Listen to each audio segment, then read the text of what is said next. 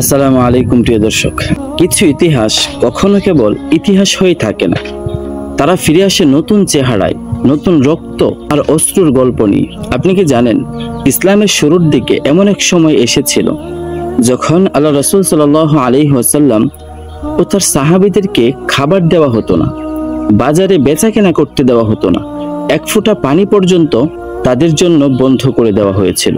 এটা ছিল শিবে আবি তালিব, মক্কার দুই পাহাড়ের মাঝে একটি নির্জন উপত্যকা।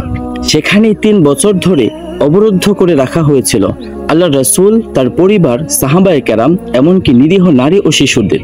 কারণ তারা বলেছিল আল্লাহ এক, তারা বলেছিল মূর্তি পূজা করা যাবে না। এরপরেই শুরু হয় সেই অবরুদ্ধ জীবন। বাহিরে যোগাযোগ নিষিদ্ধ, খাবার বাজার সম্পূর্ণ বন্ধ।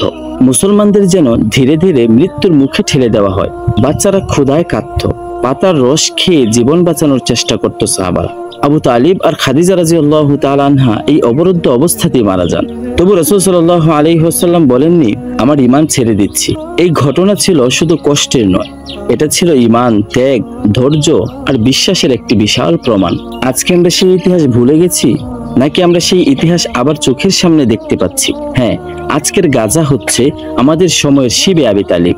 ফিলিস্তিনের মানুষ আজও অবরুদ্ধ, কোনো খাদ্য ঢুকতে দেওয়া হয় না, পানি নেই, বিদ্যুৎ নেই, চিকিৎসা নেই, শিশুদের জন্য দুধ নেই, মায়েদের চোখে শুধুই কান্না। মা তার সন্তানকে কবরে শুইয়ে দেয়, বাচ্চারা ধ্বংসস্তূপের নিচে হারিয়ে যায়, কিন্তু তারা এখনো বলে লা ইলাহা ইল্লাল্লাহ, আমরা কখনো মাথা নত করব না। ইতিহাস বারবার ফিরে আসে সেই একই ঈমানের জন্য, সেই একই কারণে, আল্লাহ এক বলার অপরাধে। তখনও কুরাইশ চেয়েছিল ইসলামকে নিঃশেষ করে দিতে, আজও কিছু শক্তি চায় মুসলমানদের নিঃশেষ করতে, কিন্তু তারা ভুলে গেছে এই দিনকে আল্লাহ নিজেই রক্ষা করবেন।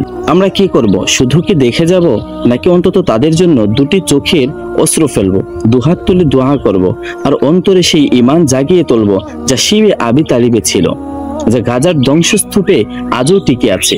যারা ধৈর্য ধারণ করেছে তাদের জন্য আল্লাহর রহমত অপেক্ষা করছে। শিবে আবি তালিব একবার হয়েছিল, কিন্তু ফিলিস্তিন আজও চলছে। তাদের ধৈর্য যেন আমাদের ঈমান, আমাদের হৃদয়কে জাগিয়ে তোলে।